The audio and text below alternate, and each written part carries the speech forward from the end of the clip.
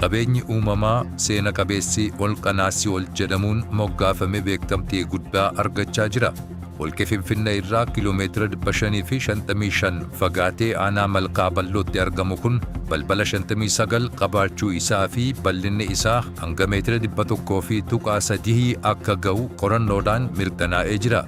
Holqi maqaa qorataa isaa obbo Naasir Ahmad irraa moggaafame kun bineensota akka gadamsaa fi borofaa dabalatee shimbirroota gosa adda addaatiif iddoo jireenyaa addaa yoo ta'u, Ministeerri Muummee Dr. Abiyyi Ahmadii fi Giifti Duree Zinnaash Taayyaachoo holqa kana daawwachuun isaanii hawwata turizimii biyyattii keessatti bakka guddaa akka qabu mirkaneessanii jiru.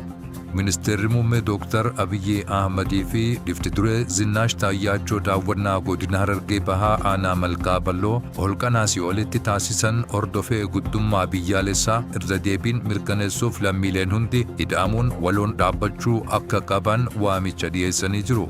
Dr. Abiyyi akka jedhanitti qabeenyi uumamaa fi hambaaleen seenaa Itoophiyaa hammaaramee kan hin dhumne yoo ta'us, qorannoo gahaa of harkaa dhabuu fi yaada alarraa dhufurra marmaaruun keenya jijjiirama guutuu fiduu irratti gufuu ta'ee jira jechuun dubbatan. Kanarra dhaabbachuun hayyoonnii fi qorattoonni qabeenya dhokataa biyyattii qorachuun uummatatti akka beeksisan dhaamanii jiru. Qaroominni naannoo Harargee Bahaatti mul'atu walitti dhufeenya uumamaa fi beekumsa durii kanaan dura hin qoratamin kan agarsiisu ta'uu ibsuun dhaloonni har'aa naannawicha daawwachuun beekumsa gonfachuu akka danda'anii fi guddummaa Itoophiyaa mirkaneessuun yeroon isaa amma akka ta'e muummichi ministeeraa jabeessanii dhaamanii jiru. Gaara mul'ataa Dabbaal gubbatti ikooturizimiin ajaa'ibaa ijaaramuu qaba.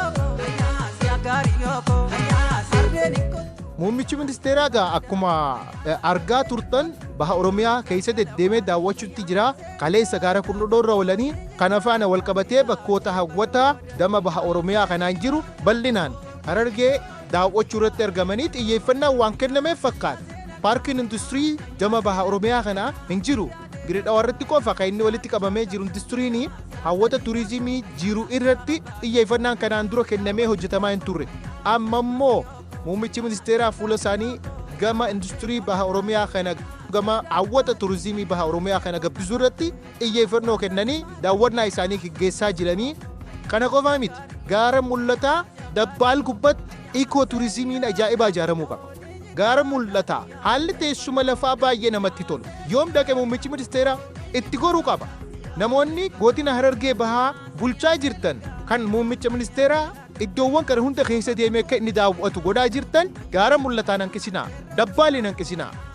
Maaliif jennaan Dabbaal irratti ikooturizimiin ajaa'ibaa yoo gad dhaabbate kan kaleessa gaara Kundodoo irratti dubbatame kan arraan tale holqa Naasiyool irratti daawwatamaa jiru caalaa akka isaan gammadan abdii qabna waan ta'eef gaara mul'ataa Dabbaal irratti daawwannaa isaanii akka geggeessan isa qofaa miti. Achumaan Raammis Damanaan Mojoo gadi bu'e Qumbii lafa gaaza qabdu Oromiyaa daangaa Oromiyaa lafa gaaza qabdu aanaa Qumbii Dobbu'ee daawwachuu qaba muummichi ministeeraa.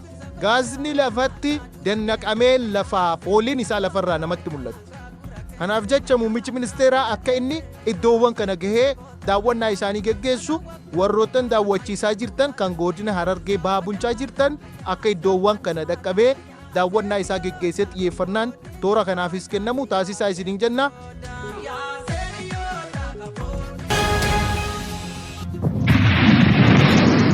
Waldhabdeen Israa'elii fi Iraan jidduu jiru guyyaa 11ffaa kan seene yoo ta'u, dareen lachuu tarkaanfii waraana isaanii daran jabeessanii jiru.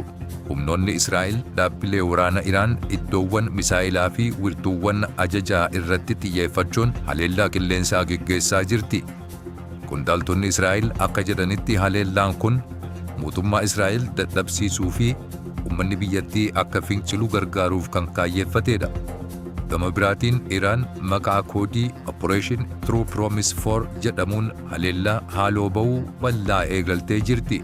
Humnoonni Iraan haleellaa qilleensaa 33 kan gabaasan yoo ta'u, kunis magaalota gurguddoo akka Teel Aviv, buufata doonii waraanaa Ameerikaa 5ffaa Fileet kan Bahareen jiru irratti xiyyeeffatee jira.